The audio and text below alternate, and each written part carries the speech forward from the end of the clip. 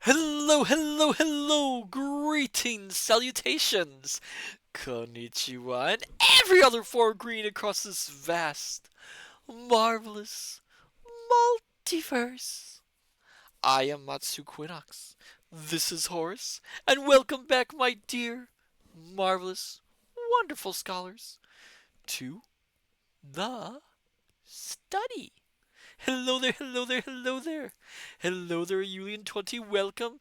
Hello there, all you marvelous scholars out there. Hello, hello, hello, wherever you are, whenever you are across this vast, marvelous, beautiful multiverse. I hope you're all doing well today. uh, as for myself, it is very cold here still at the study, although it's nicer here in the reading room since we have a fireplace. Actually, warms things up quite well. Oh my goodness, Julian 20. Indeed, good, good, glad to hear it. I'm always glad to hear whenever my scholars are in a good mood. And as I want to reiterate last time, the study is a place of safety for anyone who's distressed or upset or feels vulnerable. Always remember you are welcome here, always and forever. Oh, but yes, today was an interesting day, to say the least. Things were interesting. Horace and I were busy as usual.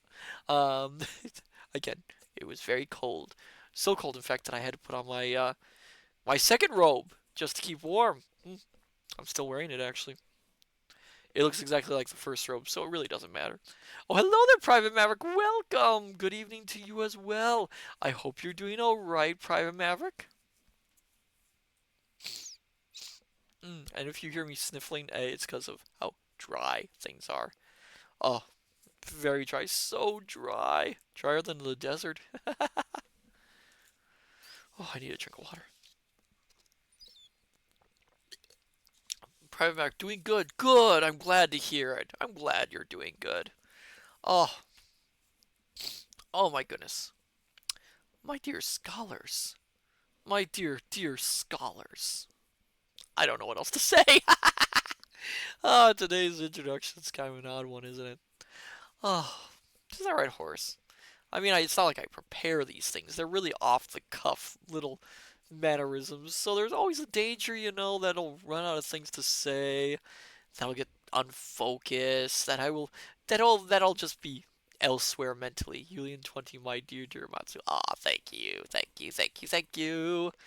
Oh my goodness. Excuse me. Ah, dry air. Mm-mm. Got so much. So I had to grab another water just in case. But anyway, I digress. Tonight, my dear scholars, we are reading more of Around the World in 80 Days. When we last left our heroes, Passepartout got tricked by Inspector Fix and forced to take some narcotics, which knocked him out and made poor. I'm trying to remember everyone's name here. Poor Fogg miss his connection to Japan. But he managed to find another boat, luckily, which managed to take him to Shanghai, which will go to Japan from there. However, they missed the launch of the next ship, but it seems that Fogg had a plan and so signaled to the other ship to pick them up. I'm not sure if it worked though. But Fix is still after Fogg, believing that he is in fact the robber of the Bank of England. Which, readers, dear readers, the book hasn't said yet if he is or isn't, but I believe he isn't.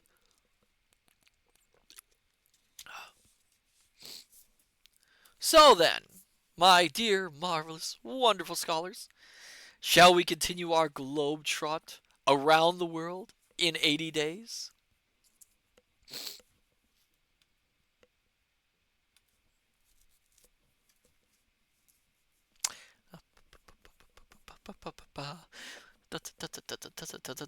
I will take that silence as a yes. um, it is worth noting that we are going to get into some passages which, again, Verne was an outsider, and there might be some sensitive things in these next chapters, so I must warn you ahead of time. I mean, it's just again, he was a Frenchman writing in the 19th century, so his views were his own and reflective of that time. They can be quite annoying. So then, my dear scholars, sit back, relax, have a hot or cold beverage of your liking, dim the lights if you wish, and we will continue our reading of Around the World in 80 Days by Jules Verne. Julian 20 or a pasty.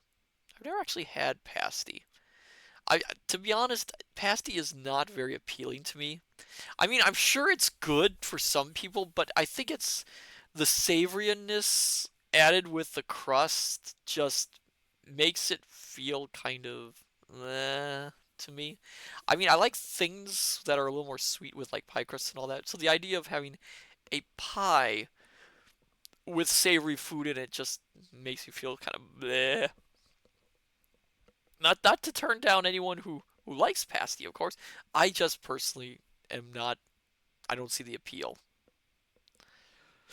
Oh, thank you for the. Oh wow, what a watch streak, Private Maverick. 15 stream streak. Congratulations, Julian 20. My farewell. I'm sorry if I've insulted you then. Chapter 22, where Passepartout comes to realize that, even on the other side of the world, it is sensible to have some money in your pocket. I would think that'd be just a basic rule of travel.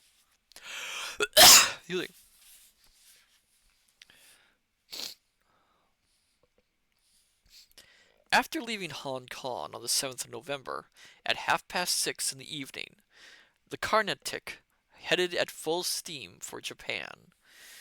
It was carrying a full load of goods and passengers. Two cabins at the aft remained empty. They were the ones booked in the name of Mr. Phileas Fogg. The next morning, the crew at the fore of the ship were presented with rather a strange sight. A half-dazed passenger, unsteady on his feet and totally disheveled, who was emerging from the second-class hatchway and staggering across to a pile of spare masts, where he sat down on. This passenger was none other than Passepartout. What had happened was as follows.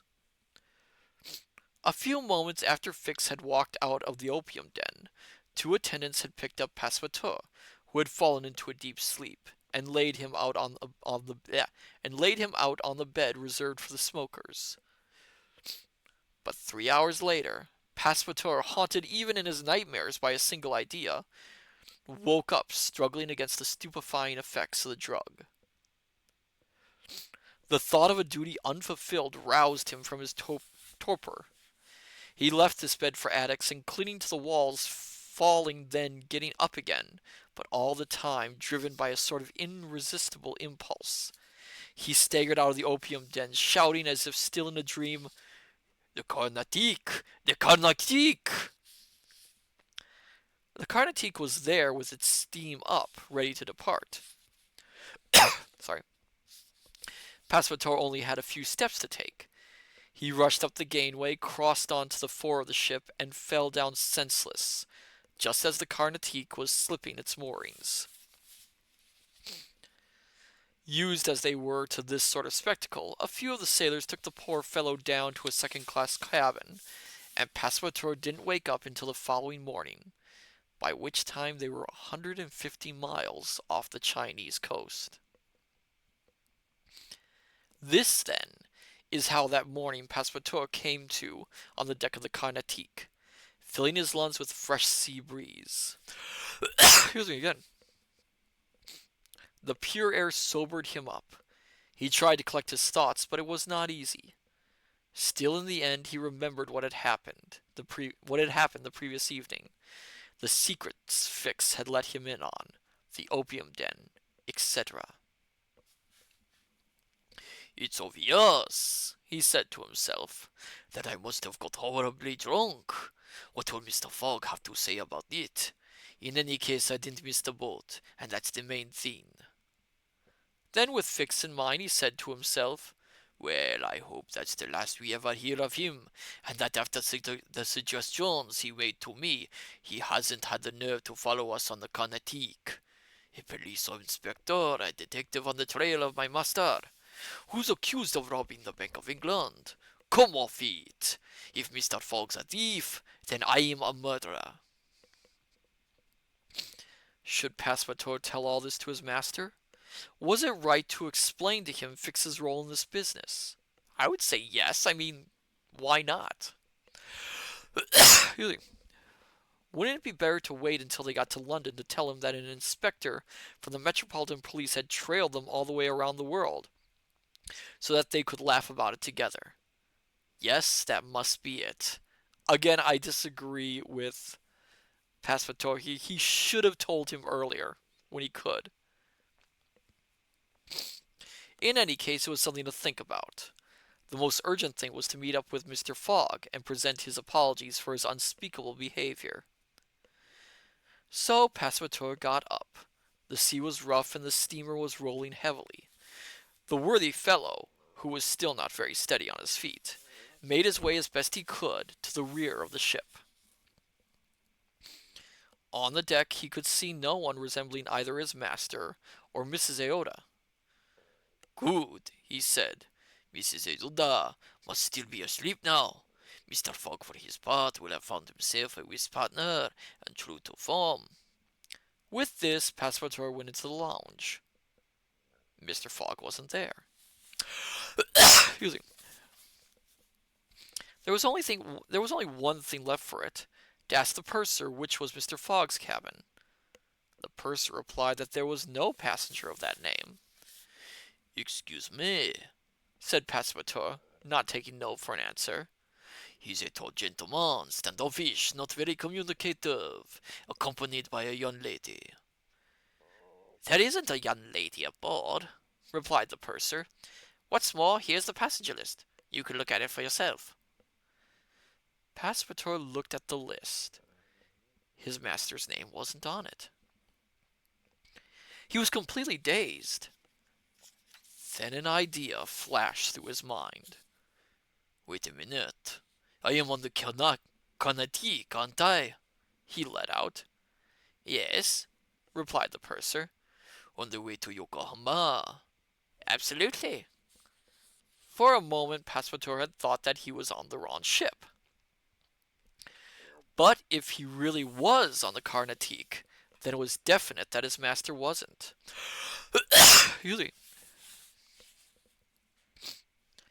Passepartout collapsed into an armchair.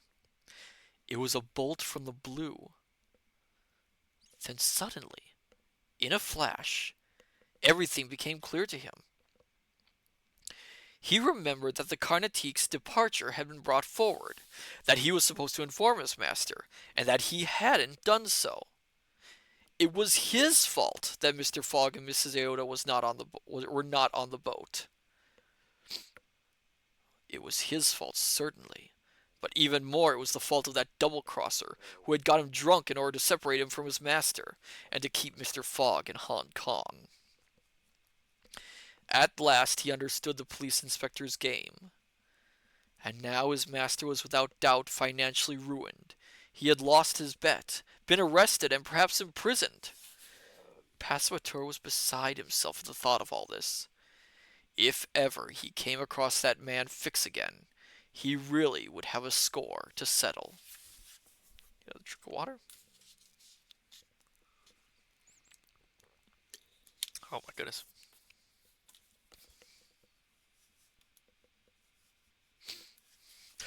Excuse me.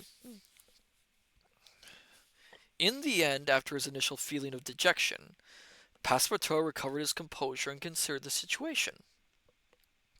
It was certainly not enviable. The Frenchman was on his way to Japan. Would he get there all right? But how would he get back? His pockets were empty. He didn't have a shilling, not even a penny. Excuse me. On the other hand, his passage and his food on board had already been paid for.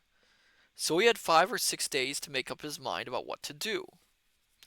It would be impossible to describe how much he ate and drank during the crossing. He ate for his master, for Mrs. Iota, and for himself. He ate as if Japan, the country he was heading for, was a desert island, totally devoid of anything edible. On the 13th, the Carnatic entered Yokohama harbor on the morning tide. Yokohama is an important stopping off point in the Pacific used by all the steamers that transport mail and passengers between North America, China, Japan, and Malaya.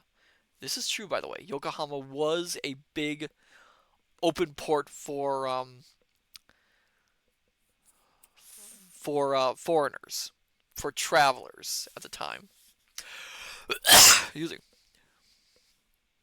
Yokohama is situated in Tokyo Bay, quite close to that enormous town, which is the second capital of the Japanese Empire, and where the shogun used to live in the days when this title of civil emperor existed. Private American, also a tire brand. Yes, also a tire brand. Tokyo is also the rival of Kyoto, the great city where the Mikado, the holy emperor descended from the gods, lives. That's an important thing to note. I'm sure some of you know this, that Kyoto used to be the capital of Japan. It used to be the major capital um, for the longest time until the capital was moved to Tokyo. I believe by the what were they called? Oh my goodness, I'm blanking. Tokugawa, I believe Tokugawa shogunate moved the civil capital to Tokyo, then called Edo. Um, but Kyoto for a long time remained the symbolic capital of Japan. Of course, I might be getting this wrong. I apologize if I am. I have to brush up on some of my history. But the book is more or less correct. Also, the word Mikado is an old term for the Emperor of Japan. The Carnatic docked in Yokohama near the jetties of the port and the customs sheds, amid a large number of ships from all over the world. Passepartout set foot in the mysterious land of the rising sun without the slightest enthusiasm. He had nothing better to do than trust his luck and wander around the streets of the city. Passepartout found himself to begin with in a truly European-style city, with houses with low facades, decorated with verandas beneath which spread elegant colonnades. Its streets, squares, docks, and wharves covered the whole area between the treaty promontory and the river. There, as in Hong Kong or Calcutta, was a swarming mass of people of all races: Americans, English, Chinese, and Dutch, merchants prepared to buy and sell anything under the sun. Amid all these, a French person would have looked as much of an outsider as if he'd been abandoned among savages. Passepartout had one possible solution: to seek the help of the French or British consulates in Yokohama. However, he was reluctant to tell his story because it was so closely connected to his master's, and before having to resort to this, he wanted to explore all the other options. So, after going through the European quarter without anything positive turning up, he went into the Japanese quarter, determined if necessary to carry on as far as Tokyo. The native part of Yokohama is called Benten, after the name of a goddess of the sea worshipped on the neighboring islands. This is true. She is also one of the 7 gods of good fortune.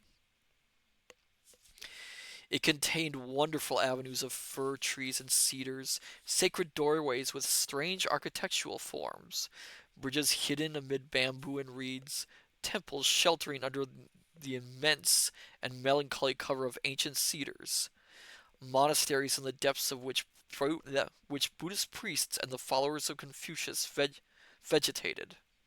Interesting. The unending streets were crowded with groups of children with rosy complexions and red cheeks. These youngsters, who looked as if they were cutouts from a Japanese screen, were playing among short-legged poodles and yellowish cats that had no tails, and were very lazy and affectionate. Oh, so he does mention the cats. There is a breed of cat in Japan which has a very tiny tail. It does have a tail, just a very short one. I'm sure some of you have seen pictures of that. Excuse me. The streets were teeming with people, and there was an incessant coming and going. Um, Bonzes, not sure I pronounced that right, going past in procession, monotonously striking their drums and tambourines. Yakunen, customs and police officers, with lacquered encrusted pointed hats, carrying two sabers in their belts. Soldiers dressed in blue cotton uniforms with white stripes and armed with percussion guns. Men from the Mikado's guard with their tight-fitting silk doublets, chain-mail tunics and coats of mail, and many other soldiers of various ranks because the military profession is as highly regarded in Japan as it is looked down on in China.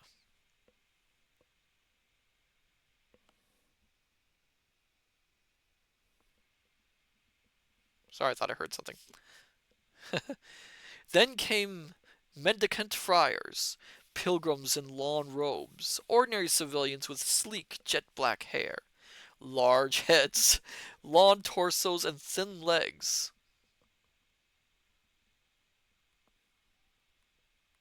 Give me 1 second, my dear scholars.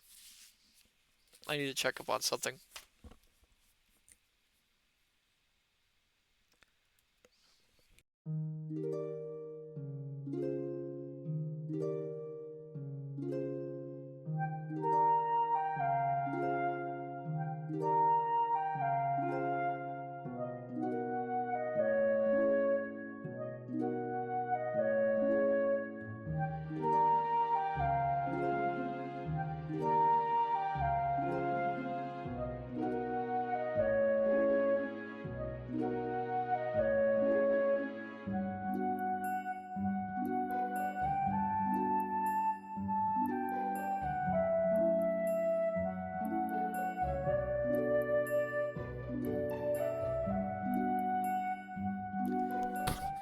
Oh, sorry about that, my dear scholars. Apparently, we had some dinosaurs from the Mountain of Prehistory room come passing through.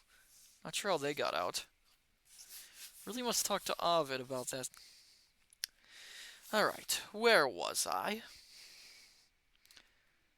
Alright. Julian 20 grr. Yes, exactly like that. Uh, Excuse Um, that's a very odd description there. Large heads, long torsos, and thin legs. Short in stature, with complexions varying in color from the darkest shades of copper to dull white. But no, no. Oh no. Oh no, no, no, no, no. I am not going to say this next line. It is absolutely, yeah. Okay, we're going to skip that line of this discussion. The description there is finally, among the carriages, the palanquins, the horses, the porters, the wind-powered wheelbarrows, the Normans with their lacquered sides, the comfortable kangos, proper litters made of bamboo, could be seen some plain-looking women. They walked around taking small steps with their tiny feet, wearing canvas shoes, straw sandals, or elaborately carved wooden clogs. In other words, genta.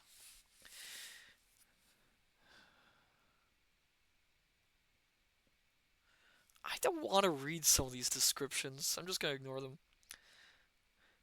They had blackened teeth, as was the fashion of the day, but they wore with great elegance the national dress, the kimono, a sort of combination of dressing gown and silk sash, with a wide belt that opened out behind onto an elaborate bow, a design that modern Parisian women seem to have borrowed from the Japanese. Yes, at the time, Japanese fashion and Japanese design was very popular in Europe. There's a term for it that have absolutely forgotten, but it became a very popular thing to have Japanese goods, or at least something that appeared Japanese, in your home. Passepartout spent a few hours walking among this colorful crowd, looking as he went at the strange and expensive looking shops, the bazaars crammed with flashy items of Japanese jewelry, the eating houses decorated with streamers and banners which he couldn't afford to go into, and the tea houses that served the hot, sweet smelling liquid by the cupful, along with sake, an alcoholic drink made from fermenting rice, and the comfortable smoking dens where they smoke a very fine kind of tobacco and not opium, whose use is practically unknown in Japan. Then Passepartout found himself in the countryside. How far has he been wandering here? Surrounded by immense rice fields. Here camellias the size not of shrubs but of trees provided a brilliant display with flowers that showed their fading colors and exuded fading fragrances, and inside bamboo enclosures were cherry trees, plum trees, and apple trees, which the inhabitants grow more for their blossom than their fruit, and which are protected by fierce-looking scarecrows and noisy whirligigs from the beaks of sparrows, pigeons, crows, and other ravenous birds. Sorry. There was not a single majestic cedar without its great eagle, not a single weeping willow without a heron sheltering in its foliage, balancing melancholy on one leg. Finally, there were everywhere rooks, ducks, sparrowhawks, wild geese, and a large number of the type of crane the Japanese called lordships, which are for them symbols of longevity and happiness. Another true fact that he actually got right. As he wandered around like this, Passepartout noticed some violets growing among the grass. "Good," he said. Here's my supper." But after smelling them, he thought they had no fragrance. "No luck," he said to himself. Admittedly, the trusty fellow had taken the precaution of having a hearty meal before leaving the Carnatic, but after a day's walk he felt pretty hungry. He had been quick to notice that there was absolutely no mutton, goat, or pork on the stands of the local butchers, and because he knew that it was against their religion to kill cattle,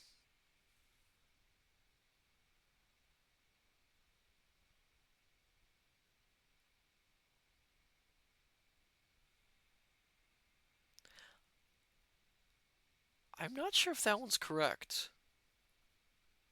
I mean, that seems a bit odd, really. I mean, beef, as far as I know, beef is eaten in Japan, though I don't know. I don't know. I can't be 100% certain. I wish someone would would look that up and see if that's correct. But it seems like an odd observance in this story, which were used only for agricultural purposes. That part's true. He had come to the conclusion that meat was very scarce in Japan. He was quite right about this, but if he couldn't eat butcher's meat, his stomach would have he'd do quite happily with a joint or two of wild boar or deer, a few partridges or quails, some poultry or fish, which together with rice make up the staple diet of the Japanese. However, he had to make the best of things, and so he put off until the next day the question of finding something to eat. Night came. Passepartout returned to the native quarter, and wandered about the streets amid the multicolored lanterns, watching the groups of traveling acrobats perform their amazing tricks, and the outdoor astrologers getting crowds of people to gather around their telescopes. Then he saw the harbor again sparkling with the lights of fishermen, who attracted the fish by the glow of their burning torches. Finally, the streets emptied. The crowd gave way to the yakunin on their rounds. These officers in their magnificent uniforms and surrounded by their retinue looked like ambassadors, and each time he encountered one of these splendid-looking patrols, Passepartout joked to himself, "Here we go, another Japanese delegation off to Europe." Again, I'm not sure. That one line just seems a little bit odd. I mean, I do know, I think beef wasn't eaten that much. I know they were used a lot for agriculture, but I I cannot be 100% certain on these facts. I am not an expert, my dear scholars. I might seem sometimes, but I am not an expert. So I can't make any absolutes on what Verne is saying in some of these passages. Take it with a grain of salt. Excuse me. Excuse me. All right, let's continue. Where's just have to get things ready. Chapter 23, in which Passepartout grows an exceedingly long nose. Is that a euphemism? Can't tell if that's a euphemism or not. Sounds like a euphemism. The following day, an exhausted, starving Passepartout said to himself that he had to have something to eat at all costs, and the sooner the better. He did have the option of selling his watch, but he would rather have died of hunger. Now was the ideal opportunity for the dear fellow to use the loud, if not harmonious voice with which nature had endowed him. He knew a few French and English popular songs, and he made up his mind to try them out. The Japanese must certainly be keen on music, since they did everything to the accompaniment of cymbals, drums, and tambourines, and they were bound to appreciate the talent of a European virtuoso. However, it was perhaps too early in the morning to organize a concert. Sorry. And the music lovers, if awakened unexpectedly, might not have shown themselves too grateful for the privilege. Passepartout decided therefore to wait a few hours. But as he walked around, the thought struck him that he looked too well dressed for a traveling musician. So he had the idea of exchanging his clothes for a get-up more in keeping with his position. In addition, this exchange would produce a small profit, which he could immediately put to use to satisfy his appetite. Once he had taken this decision, all that remained was for him to put it into practice. After a considerable amount of searching, he eventually found a local second-hand dealer, to whom he made his proposal. The second-hand dealer liked the European clothes, and soon Passepartout left the shop wearing old Japanese robes and a sort of ribbed turban which had faded over time. But in exchange, he had a few silver coins jangling in his pocket. Good, he thought. I'll just pretend to myself that it's carnival time. Passepartout's first concern, now that he had been... Really, he says this word? Now that he had been Japanesed. Verne, please, was to go into a modest-looking tea-house, and there he ate chicken leftovers and a few handfuls of rice, like a man who didn't know where his next meal was coming from. I don't know, a few handfuls of rice sound actually pretty good right now. No, he said to himself after his hearty meal, the main thing is to keep a cool head. I no longer have the option of selling this get-up for an even more Japanese-looking one, so I'll have to devise the quickest means I can of getting out to the land of the rising sun, which I would have very fond memories of. Helium 20, he probably didn't know where it would come from. That is true. That is true. Passepartout then had the idea of going to see the steamers, due to leave for America. He was planning to offer his service as a cook or servant, and wanted in return only his food and passage. Once he reached San Francisco, he'd see about sorting out his other problems.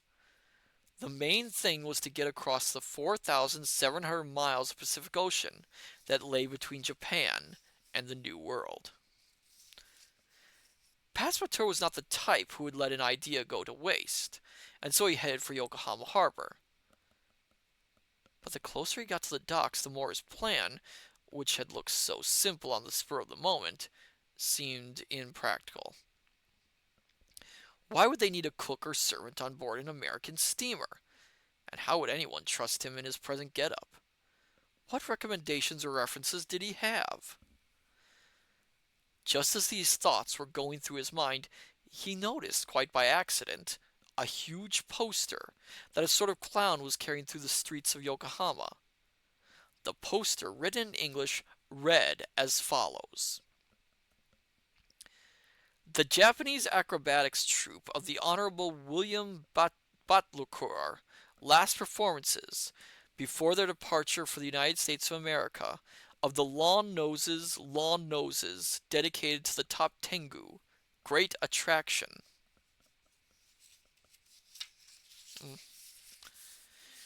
The United States of America! Exclaimed Passepartout. That's right up my street. He followed the sandwich man, and by doing so soon found himself back in the Japanese quarter.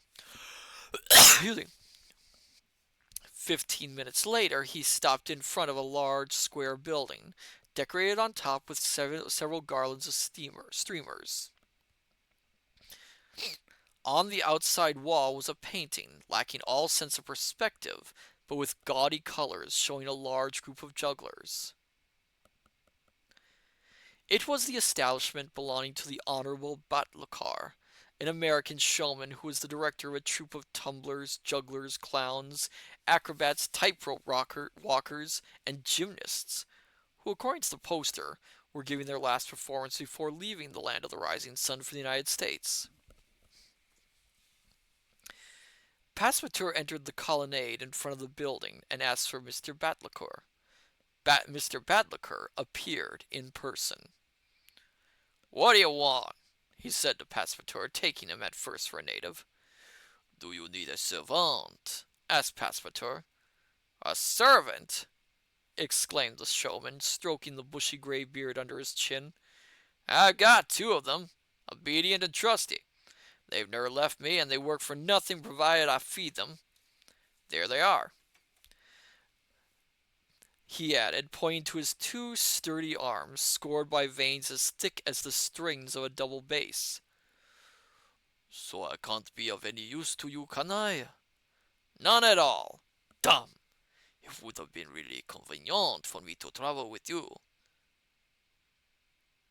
"Well, well," said the Honorable Batlacour. I'm not going to say this next line again, kind of insultive. "Why are you wearing that get-up?" "You wear what you can get hold of." "That's true. Are you French?" "Yes, I am. A Parisian through and through." "Well, in that case, you must know how to pull funny faces." "Wait a minute," replied Passepartout, annoyed at this reaction to the discovery of his nationality. "We French people may know how to make funny faces, but no more so than you Americans." "Fair enough. Well, if I don't take you on as a servant, I can take you on as a clown. Do you understand, my dear fellow? In France they use foreigners to make people laugh, and abroad they use Frenchmen." "Oh! Are you strong, by the way?" "Especially after I've had a good meal." "Can you sing?" "Yes," answered Passepartout, who in the past had taken part in some street concerts. "But can you sing upside down, spinning a top on the sole of your left foot, and balancing a sword on the sole of your right foot?" "You bet," replied Passepartout, with memories of the first tricks he performed in his youth coming back to him. Oh my goodness, really? Passepartout must be insanely talented. "That's what it's all about," said the Honorable Batlacar. The deal was done there and then. At last Passepartout had found himself a job. He had been taken on as a dog's body in the famous Japanese troupe. It was a bit demeaning, but it meant that within a week he would be on his way to San Francisco. The performance, loudly advertised by the Honorable Batlacar, was to begin at 3 o'clock, and soon the noisy instruments of a Japanese orchestra, drums and tam-tams, were blaring away at the door. Understandably, Passepartout hadn't been able to prepare for the performance, but he was supposed to lend the support of his sturdy shoulders to the famous act known as the Human Pyramid, performed by the long noses of the god Tengu. This great attraction was the climax of the whole show. Excuse me. By 3 o'clock, the audience had filled the huge building. European and Asians, Chinese and Japanese, men, women, and children rushed in to occupy the narrow benches and the boxes opposite the stage. The musicians had come inside, and the complete orchestra, with gongs, tam-tams, castanets, flutes, tambourines, and bass drums, were playing away for all it was worth. It was the usual sort of acrobatic display, but it must be admitted that the Japanese have the best balancing acts in the world. One of the performers, equipped with his fan and small pieces of paper, gracefully imitated the movement of butterflies and flowers. Another, using the sweet smelling smoke from his pipe, traced a rapid series of blue colored words in the air, spelling out compliments to the audience. Another juggled with lighted candles, which he extinguished one by one as they passed in front of his lips, and then relit one from the other without interrupting for a moment his wonderful feat of juggling. Another managed to make spinning tops perform the most amazing figures. In his hands, these whirling machines seemed to take on a life of their own in their unending gyrations. They ran along pem- they ran along pipe stems, saber blades, and wires as thin as wisps of hair, which stretched from one side of the stage to the other. They went around the rims of large crystal vases, climbed up bamboo ladders, and then scattered to every corner, producing strange sound effects by the combinations of their different tones. I need to get another drink of water.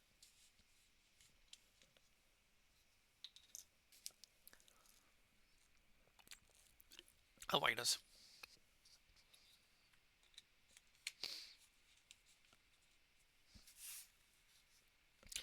The jugglers juggled with them, and they spun in the air.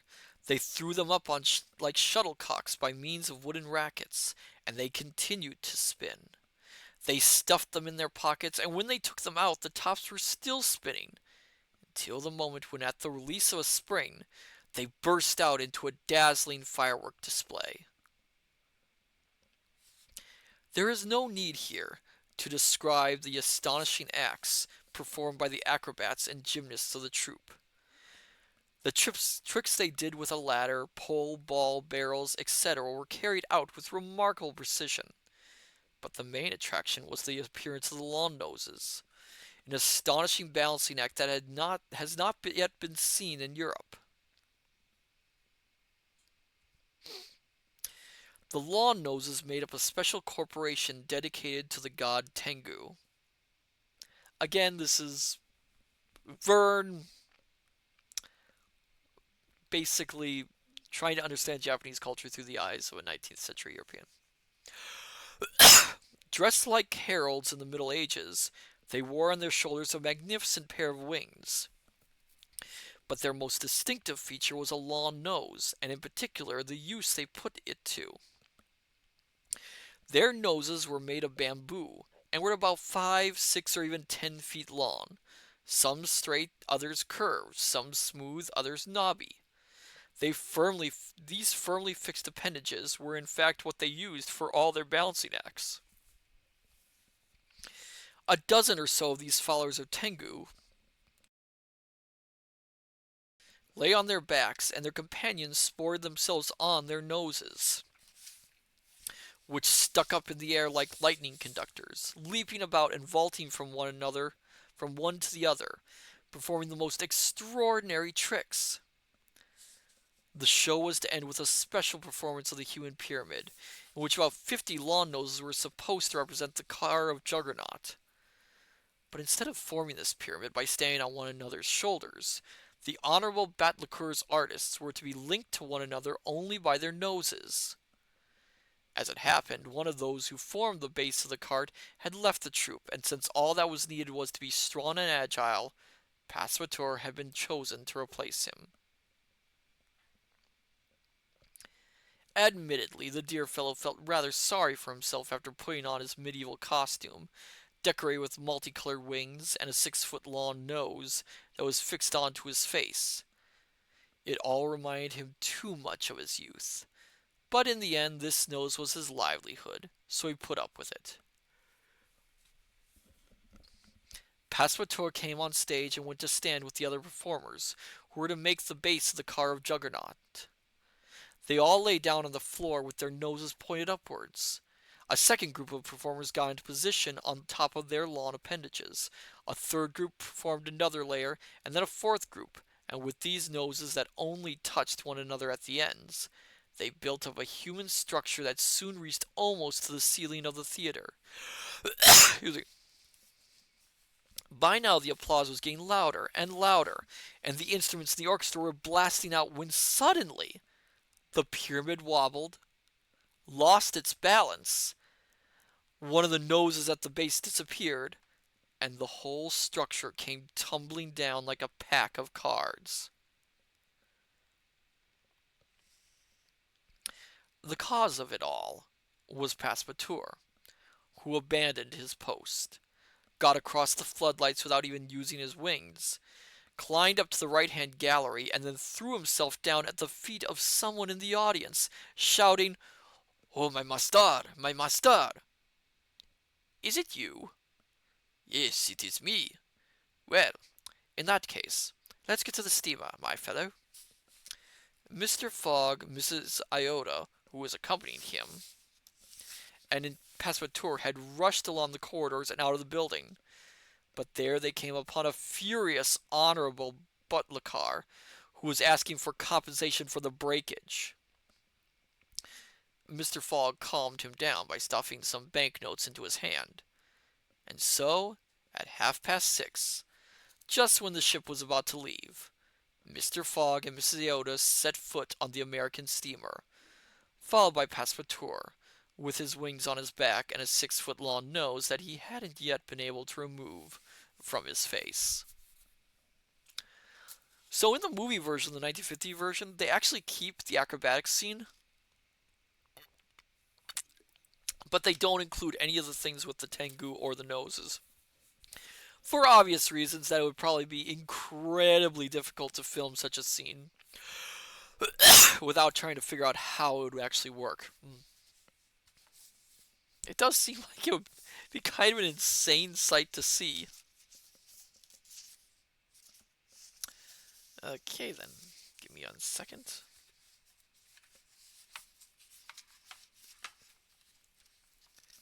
And we will continue, my dear scholars. This is moving, again, this book moves really fast. I mean, I don't know about time and all that, but when I read it, it feels like it's moving at a breakneck pace. Rather fitting for a story about a trip around the world that has a time limit. Chapter 24, during which the crossing of the Pacific Ocean takes place. What had happened off Shanghai is easy to work out. The signals from the Tankadere had been spotted from the Yokohama steamer. Its captain, seeing the flag at half-mast, had made for the little schooner. A few moments later, Phileas Fogg paid for his voyage at the agreed rate, making the skipper, John Bunsby, richer to the tune of £550. Then the honorable gentleman, Mrs. Iota, and Fix went on board the steamer, which immediately headed off in the direction of Nagasaki and Yokohama. After arriving that very morning, the 14th of November, at the scheduled time, Phileas Fogg left Fix to his own business, went on board the Carnatic, and there learnt to the great joy of Mrs. Iota, and perhaps to his own, though he didn't let it show, that the Frenchman Passepartout had in fact arrived in Yokohama the previous day. Phileas Fogg, who was due to leave again that very evening for San Francisco, at once set about looking for his servant. He turned in vain to the French and British consulates, and after unsuccessfully going around the streets of Yokohama, he had almost given up hope of finding Passepartout, when chance or a sort of premonition led him to the building of the Honorable Batlacar. He would certainly not have recognized his servant in the bizarre attire of a herald, but the latter, as he was standing upside down, noticed his master in the gallery. He couldn't stop himself from moving his nose, hence the loss of balance and all that followed. This is what Passepartout learnt directly from Mrs. Aota, who also told him how they had done the crossing from Hong Kong to Yokohama in the company of a man called Fix on the schooner the Tankaderi. Excuse me. At the mention of the name Fix, Passepartout didn't bat an eyelid. He thought the moment had not yet come for him to tell his master what had transpired between the detective and himself. And so, in the version Passepartout gave of his adventures, he put all the blame on himself for having been overcome by the effects of opium in a smoking den in Hong Kong, for which he apologized. Mr. Fogg listened to this story impassively, and made no reply. Then he gave his servant enough cash to buy some more suitable clothes on board. Sure enough, less than an hour later, once he had cut off his nose and clipped his wings, the trusty fellow had nothing about him of a follower of the god Tengu. The steamer that was doing the crossing from Yokohama to San Francisco belonged to the Pacific Mail Steam Company and was called the General Grant. It was a large paddle steamer weighing 2,500 tons, well equipped, and capable of high speed. A huge beam moved alternatively up and down above the deck. One end was fitted to a piston rod and the other to a push rod, which by converting reticular into circular motion directly operated the wheel shaft.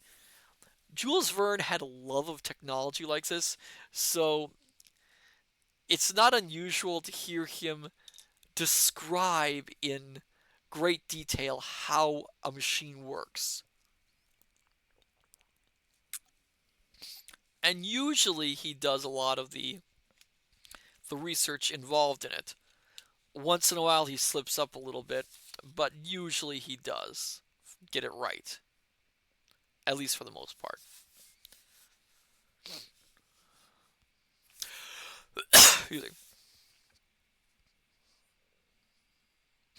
The General Grant had the rigging of a three-masted schooner and had a great expanse of sail, which gave a considerable boost to its steam power. At a steady rate of 12 knots, the steamer should not take more than 21 days to cross the Pacific.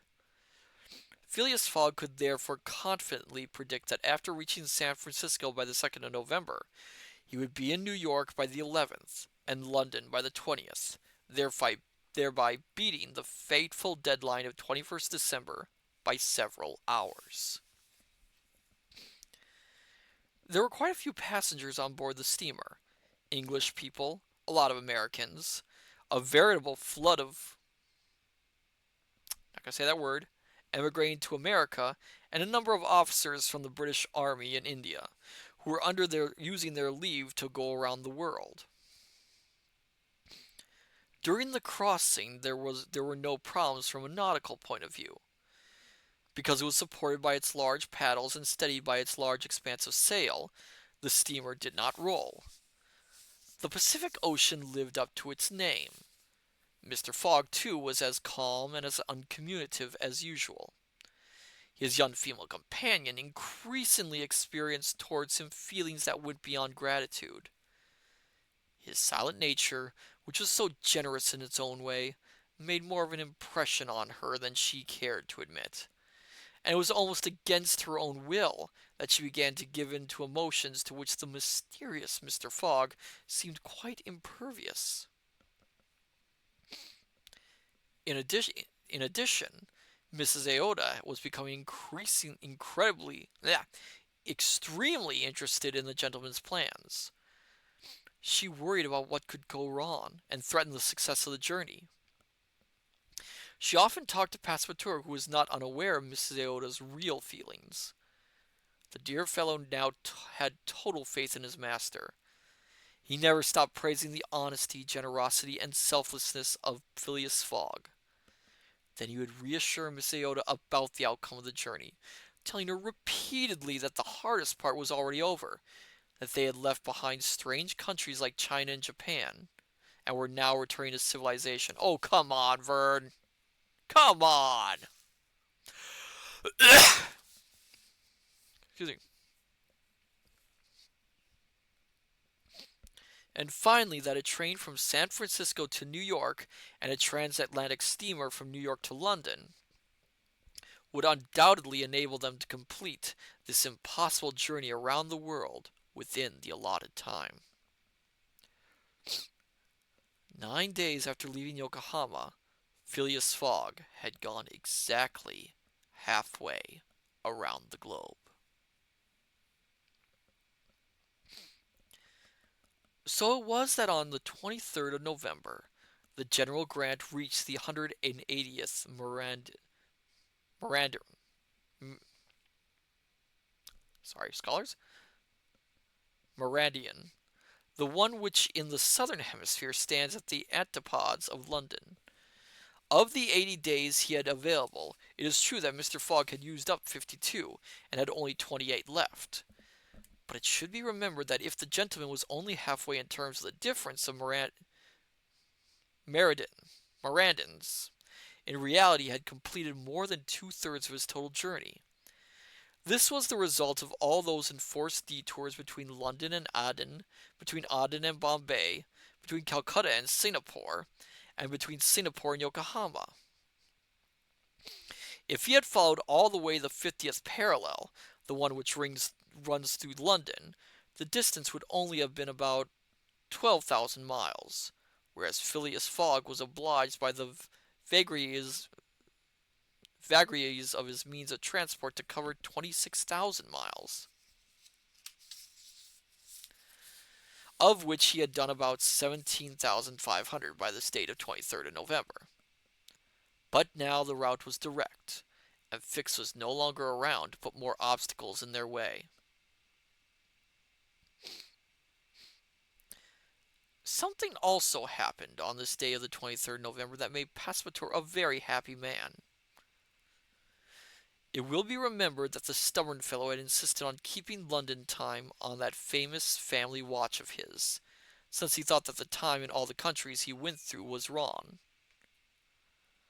On that particular day, then, although he hadn't put it forward or backward, his watch was in agreement with the ship's chronometers.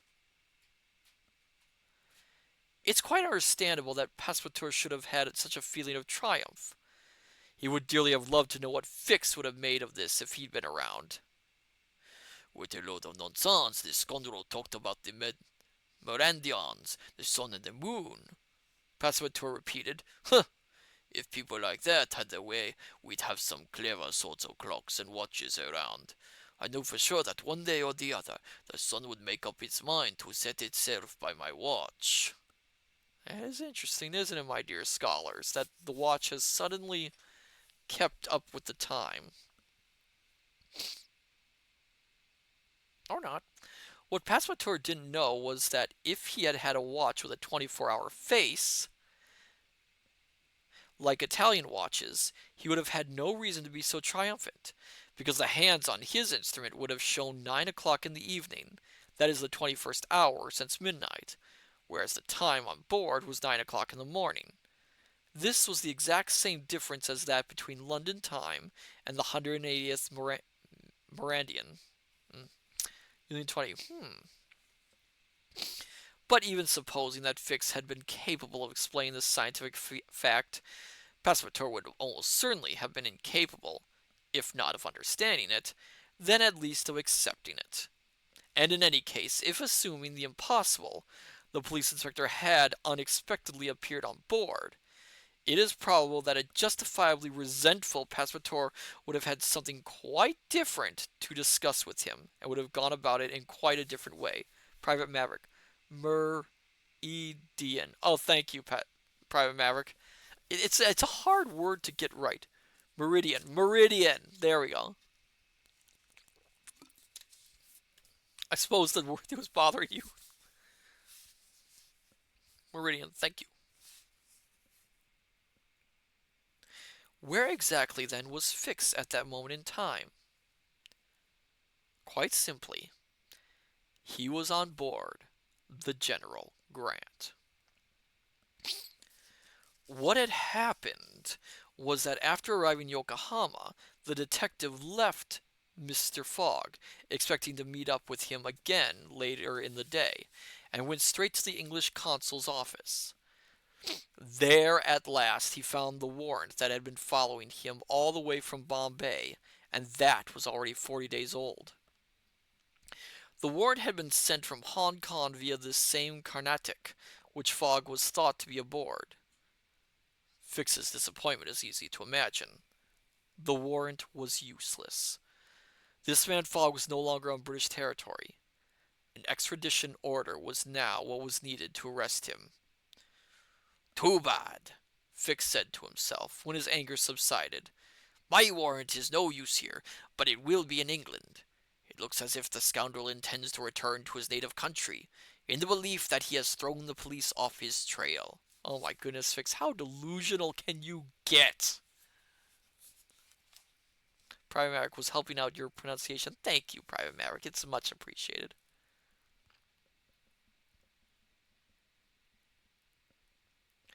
Good. I'll follow him until he gets there. As far as the money is concerned, I just hope to goodness that there'll be some left. Nevertheless, between the cost of the journey, the bonuses, the court case, the fines, the elephant, and associated sorted expenses, my man must already have spent £5,000 during his travels. Never mind, the bank's not short of money. Having made up his mind, he immediately went on board the General Grant. He was already on the ship when Mr. Fogg and Miss Aouda arrived. To his great surprise, he recognized Passepartout in his herald's costume. He at once hid himself away in his cabin in order to avoid an angry scene which might jeopardize everything. Thanks to the number of passengers on board, he expected that his enemy wouldn't notice him, when suddenly that very day he came face to face with him at the fore of the ship. Passepartout leapt at Fix, seizing him by the throat without any attempt at explanation, and much to the delight of some of the Americans on board, who immediately put their money on him, struck the unfortunate inspector a series of mighty blows, just proving how much superior French boxing is to the English version of the sport. Good for Passepartout, good for him. By the time Passepartout had finished, he had calmed down and looked almost relieved. Fix staggered to his feet and, looking straight at his adversary, said to him coldly, "Is that it?" "Yes, for the moment." "Then I'd like to have a word with you. Just let me, for the benefit of your master." Passepartout, as if overpowered by this show of composure, followed the police inspector, and the two men sat down at the fore of the ship. You've given me a real beating," said Fix. "Oh, thank you for the posture check, Julian20. "Fine, but now listen to me. So far I've been Mr. Fogg's opponent, but from now on I'm on his side." "About time too," exclaimed Passepartout. "So you believe he's an honest man, then?"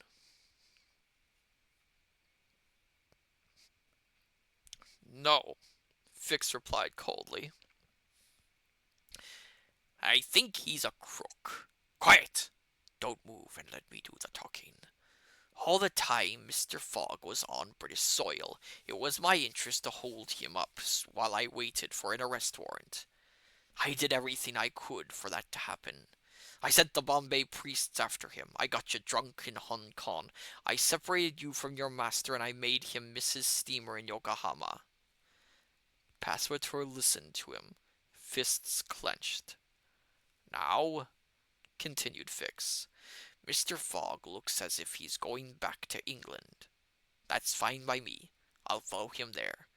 But from now on I'll be as careful to remove any obstacles that may be in his way as I was before to put them there. As you can see, my game has changed, and it's changed because that's how I want it. I should add that this is what you should want as well. because it's only when you get to England that you'll know whether you've been working for a criminal or an honest man. Passepartout had listened very intently to Fix, and he was convinced that Fix was completely sincere in what he was saying. "Are we friends?" asked Fix. "Friends? No," replied Passepartout. "Allies, yes, but even that could change, because at the slightest hint of treachery, I wring your neck." "Agreed," said the police inspector calmly.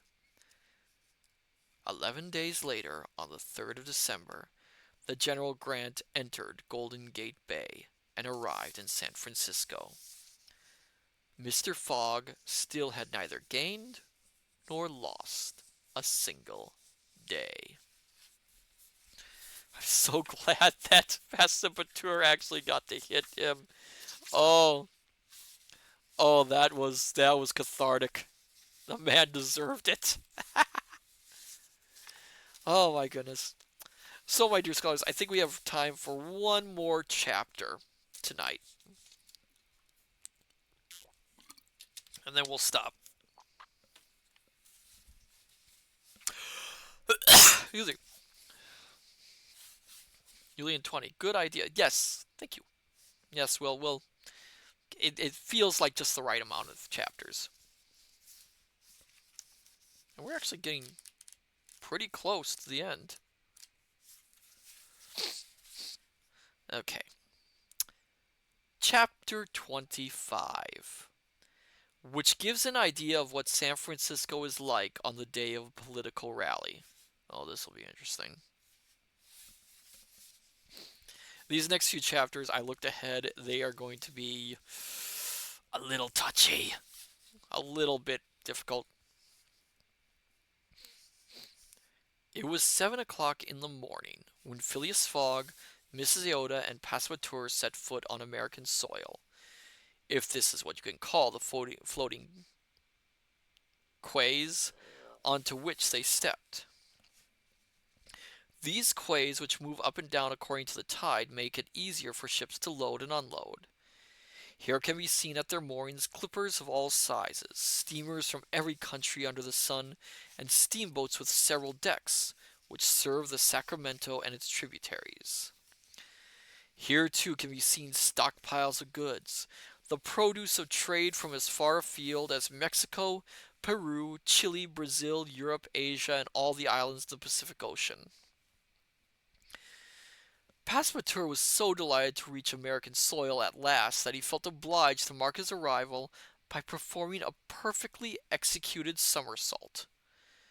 But when he came down on the quay with its rotting planks, he almost went right through it. Somewhat put out by the way in which he had landed in the New World, the dear fellow let out an enormous shout which scared away a large flock of cormorants, and pelicans, which normally frequented these mobile quays. As soon as Mr. Fogg had disembarked, he found out the time of the next train to New York. It was due to leave at 6 o'clock in the evening. Mr. Fogg therefore had a whole day to spend in the Californian capital. San Francisco isn't the California capital. He ordered a carriage for Miss Iota and himself. Passepartout climbed up on the outside seat, and the vehicle, which cost $3 to hire, set off towards the International Hotel. From his elevated position, Passepartout was able to satisfy his curiosity as he observed this large American city. Wide streets, neat rows of low houses, neo-Gothic churches and chapels, huge docks, and palatal-looking warehouses, some in wood, others in brick. In the street there were a large number of carriages, omnibuses, and tram cars, and on the crowded pavements there were not only Americans and Europeans, but also Chinese and Indians, who together made up a population of more than 200,000 people. Passepartout was quite surprised by what he saw. He still had in his mind the image of the legendary city of 1849, a town of bandits, arsonists, and murderers, all attracted by the lure of gold. an immense confusion of social misfits, where people bedded in gold dust with a revolver in one hand and a knife in the other. But these good old days were gone. San Francisco looked like any other large commercial town. The tall tower of the town hall, where men on guard kept watch, looked down on this grid plane of intersecting streets and avenues that were interspaced with spacious green squares. Then came the Chinese Quarter, which looked as if it had been imported from China in a toy box. There were no longer any sombreros to be seen, no red shirts like those worn by the gold diggers, no Indian tribes in feathered headdresses, but silk hats and black suits, worn by a large number of gentlemen rushing about their business.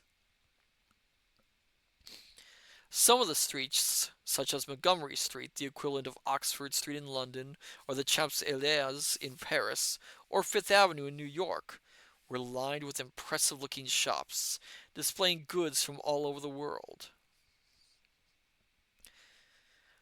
When Passepartout arrived at the international. Oh, thank you for the raid! Welcome, raiders! Hello there! Oh my goodness. Oh my goodness, so many raiders! Oh, oh my goodness, wow, wow, wow. A lot of raiders. Hello there, thank you for the raid, Steph Sue. Better give you a shout out. Oh my goodness.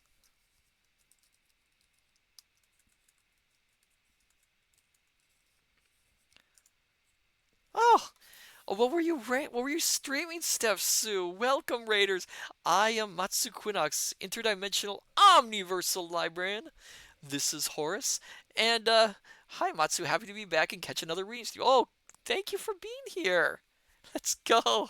Hello there, Hadok Kenzero. Welcome. Oh my goodness gracious. Oh my goodness. Oh.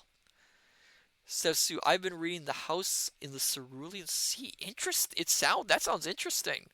Oh my goodness. Wonder what it's about. I'll have to look it up when I'm done. I always, I, oh my goodness, I'm so, a little frazzled. Oh my goodness. We are on the last chapter of the night for the reading.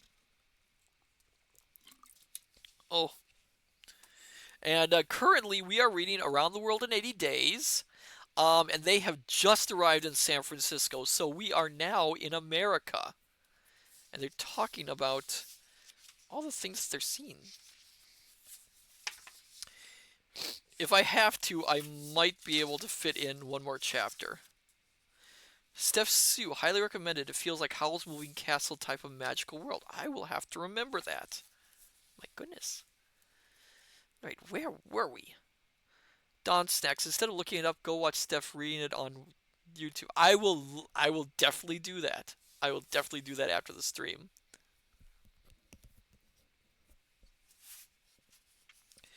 Where was I? Excuse me. Pardon the cough, dry air. When Passepartout arrived in the International Hotel, he felt as if he had never left England. On the ground floor of the hotel, there was a huge bar, a sort of buffet area, free to anyone who went in. Cured meat, oyster soup, biscuits, and cheese could be consumed without it costing anything. All that the customer had to pay for was what they had to drink, if they felt thirsty enough: beer, port, or sherry. Passepartout thought this was very American. That's an old trick, by the way, my dear scholars. Bars back in the day would very often have a free lunch or free food. This food, as you can tell by the way it's described, was often very salty. Now, the thing is, the food is free, but the drinks are not. So you could go in, you'd get your free lunch or free meal. Of course, being very salty, you would be very thirsty. So, of course, you would go to the bar and pay for a beer or something to drink. That's how they got your money, my dear scholars. It's a very tricky, very semi-clever way to get people in.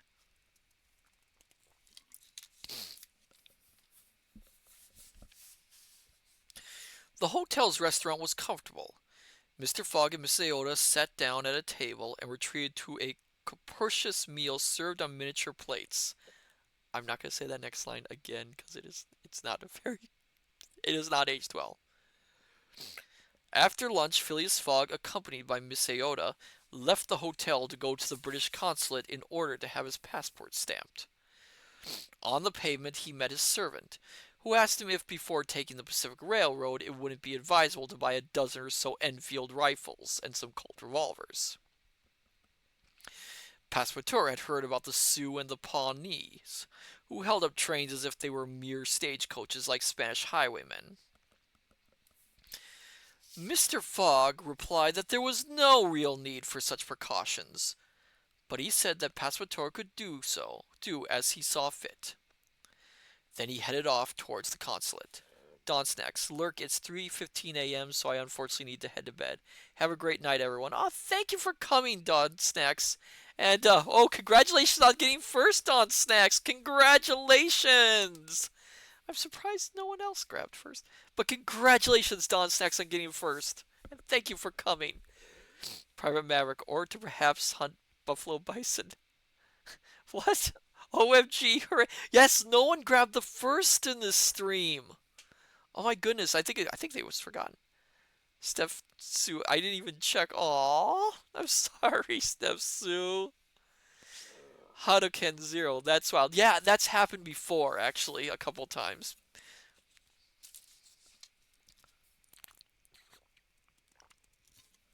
Okay, I'm gonna have to open another water bottle. Yulian 20, I do that too many times, thought someone else should do it. Aw, it's polite. I can't get second, so drink water. Dots next plays Final Fantasy Victory Fanfare. Good night, everyone. Hadoken. Oh, thank you for the posture check, Hadoken. Zero. I just had to open up my third bottle of water tonight. Oh my goodness. It's too easy to go through these water bottles. Where was I? Then he headed off towards the consulate. Phileas Fogg had hardly gone more than about 200 yards when by sheer coincidence he bumped into Fix. The inspector pretended to be very surprised. How could it be that Mr. Fogg and he had done the crossing of the Pacific together, and not come upon each other on board? In any case, Fix was extremely honored to see once more the gentleman to whom he owed so much, and since he had to go back to England on business, he would be delighted to continue his journey in such pleasant company. Mr. Fogg replied that the honor was all his, and Fix, who was anxious not to let him out of his sight, asked permission to accompany him around this fascinating city of San Francisco. Permission was duly granted. And so Mrs. Aoda, Phileas Fogg, and Fix strolled through the streets. They soon found themselves in Montgomery Street, where there were huge crowds. There were people everywhere, on the pavements, in the middle of the road, on the rails of the tramway, despite the constant traffic of coaches and omnibuses, outside shops, at the windows of all the houses, and even on the rooftops. Sandwichmen were walking around in the midst of the gathering. Banners and streamers were flying in the wind. There were shouts from all sides. Hooray for Cammerfield! Hooray for Mandy Boy! That is an odd name. It was a political rally. At least that was what Fix thought, and said so to Mr. Fogg, adding, "We would be well advised, sir, to keep well away from this mob. They're bound to be a punch-up in the end." "Quite right," replied Phileas Fogg, "and a punch-up, even if it's about politics, is still a punch-up." Fix felt it appropriate to smile when he heard this comment, and in order not to get caught up in the brawl, Miss Aoda, Phileas Fogg, and he positioned themselves on the top of a flight of steps, leading to a terrace that overlooked Montgomery Street. In front of them, on the other side of the street, between a coal depot and a petroleum store,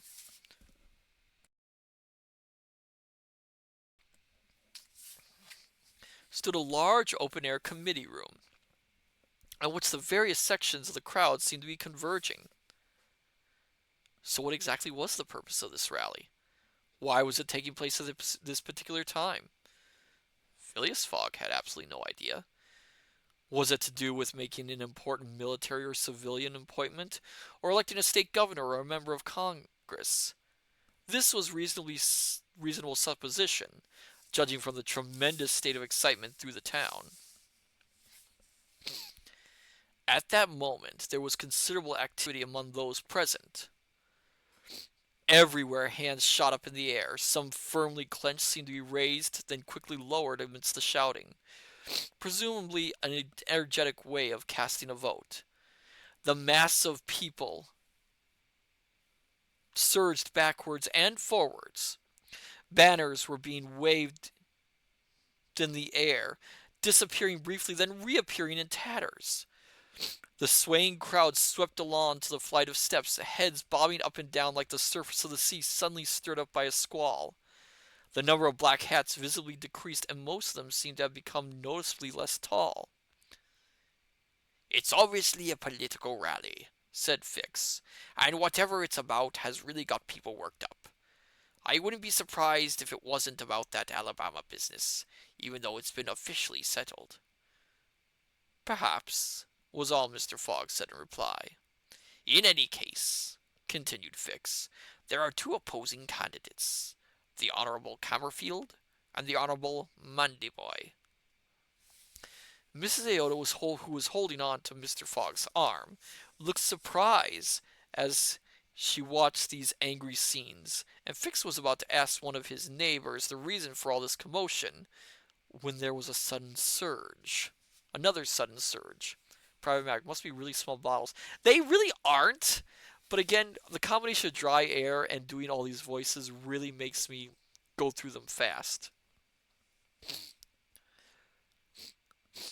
The cheers increased, accompanied by shouting and booing. The poles carrying the banners were turned into offensive weapons. Hands gave way to fists everywhere. On the top of carriages that had stopped and omnibuses that had been brought to a standstill, people were trading punches. Everything served as a missile. Boots and shoes came flying through the air, and it even seemed as if a few revolvers were being fired, giving an added touch of local color to the shouting of the crowd. The mob got closer to the flight of stairs and poured out onto the bottom steps. One side was obviously being pushed back, but it was impossible for mere spectators to say who had the upper hand, Mandyboy or Cammerfield. "I think it would be wise to withdraw," said Fix, who certainly didn't want his man to be hurt or get into trouble. "If this has got anything to do with Britain, and they recognize us, then we are bound to get caught up in the brawl." "A British subject," replied Phileas Fogg. But the gentleman was unable to complete his sentence.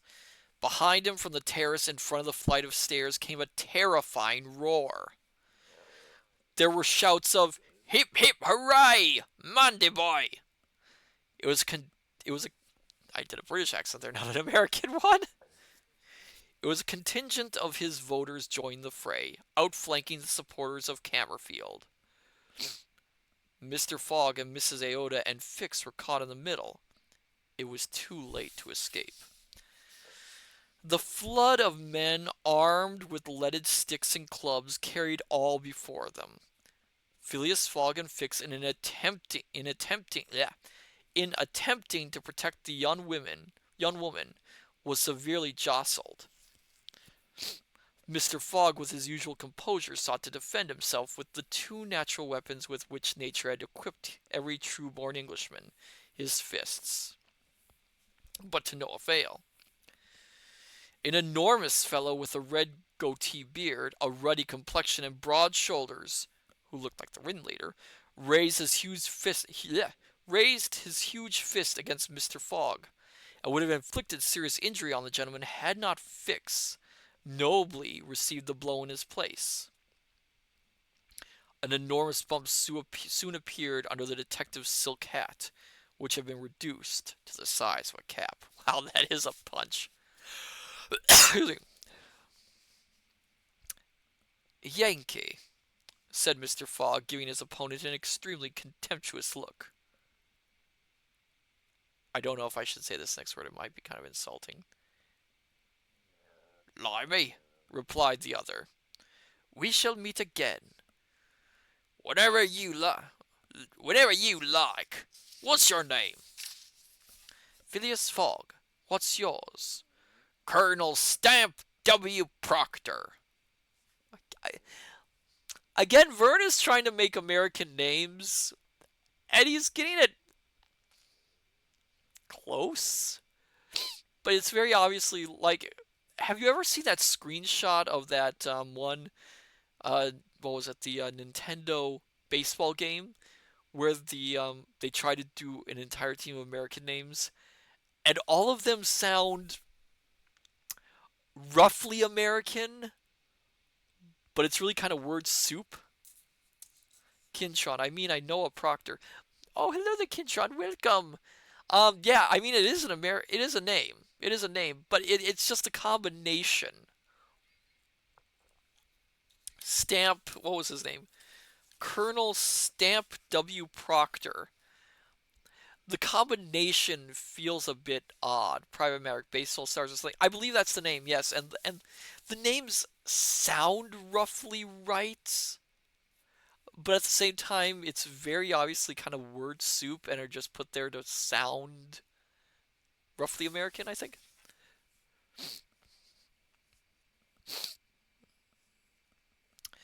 With that, the human tide swept past. Fix was knocked to the ground and got to his feet again with his clothes torn but no serious injury. His coat had been divided into two unequal parts, and his trousers looked like the breeches that some Indians consider it fashionable to wear only after first removing the seat. But in a word, Mrs. Aota had been spared, and only Fix had been at the receiving end of a punch. "Thank you," said Mr. Fogg to the inspector as soon as they had got away from the crowd. "Don't mention it," replied Fix. "But let's get out of here." "Where to?" "To a clothes shop." This was indeed an appropriate port of call. Phileas Fogg and Fix both had their clothes in tatters, as if the two gentlemen had themselves come to blows over I'm not gonna over how do I say the Honorable Cammerfield and Mandy Boy. They use a different term there, and it's yeah. An hour later they were properly dressed, with new clothes and hats. Then they went back to the International Hotel. There Passepartout was waiting for his master, armed with half a dozen six-shot central fire revolvers with mounted daggers. When he noticed that Fix was accompanying Mr. Fogg, his face fell. But he perked up after hearing Mrs. Aota's brief account of what had happened. Clearly, Fix was no longer an enemy but an ally. He had kept his word. After dinner a coach was ordered to take the travelers and their luggage to the station. Just when he was getting into the carriage, Mr. Fogg said to Fix, "You haven't seen that Colonel Proctor again, I suppose?" "No," replied Fix. "I shall come back to America to find him," said Phileas Fogg coldly. "It is not acceptable for a British citizen to allow himself to be insulted in such a way." The inspector smiled and didn't answer. But as can be seen, Mr. Fogg was the sort of Englishman who, even though they don't put up with duels in their own country, are quite happy to fight them abroad, when their honor is at stake. At 5:15 the travelers reached the station, and found the train ready to leave. Just as Mr. Fogg was about to get on the train, he spotted a porter, and went up to him, saying, "My dear fellow, there's been some disturbances in San Francisco today, haven't there?" "It was a political rally, sir," replied the employee. "Nevertheless, I seem to have noticed quite a lot of excitement on the streets." "It was only an election rally." "For electing a commander-in-chief, I assume?" asked Mr. Fogg. "No, sir. For a justice of the peace." After receiving this answer, Phileas Fogg got into the carriage, and the train set off at full speed. And as much as I want to continue, and I thought of continuing, I'm going to stop here for the night because I can feel my energy really waning and it's hard to focus. Oh my goodness. So there's 37 chapters, and we are at ending at chapter 26. So we are making good headway, my dear scholars. So we get to see how the Europeans see the Americans in this book. Oh my goodness. Wow. Um yes, this is quite interesting. The the version in the movie, they do have the political rally in there, but it's not as rough as in the book, and they're never in any danger of getting injured in it. They add another scene in it, which is set in a bar, which serves where the hotel is. They never go into the hotel in the movie. In fact, they don't really stay long enough in San Francisco to do so.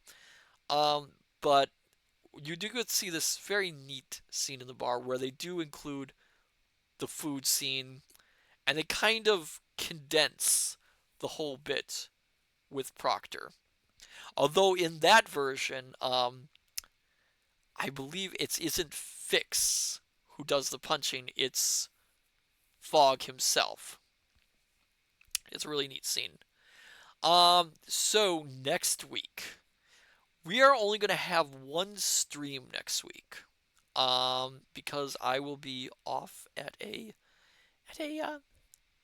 at, how do I put this? At an outdoor trip, going on a trip on Thursday. So Tuesday we're gonna be putting Phoenix Wright on pause for a stream.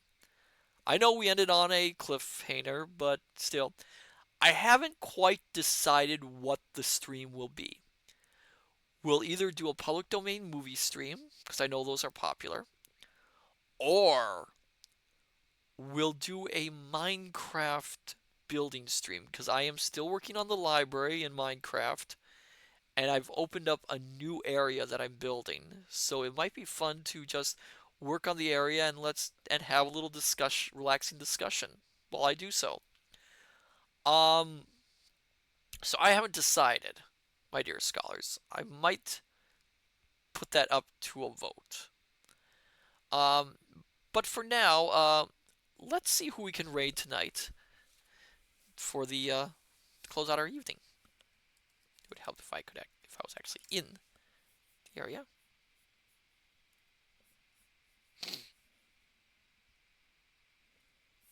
Okay.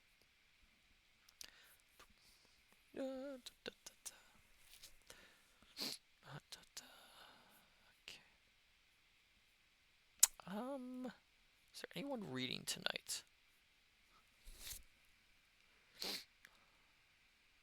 Ooh. Oh, let's raid.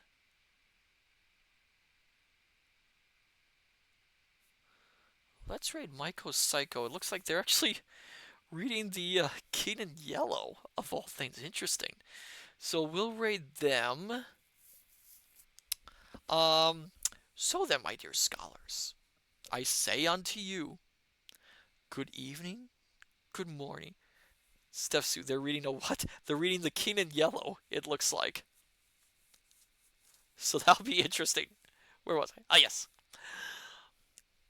Good evening, good morning, good afternoon. Till we meet each other again at the study. Take care, and I shall see you next time. Till then, farewell and bye bye.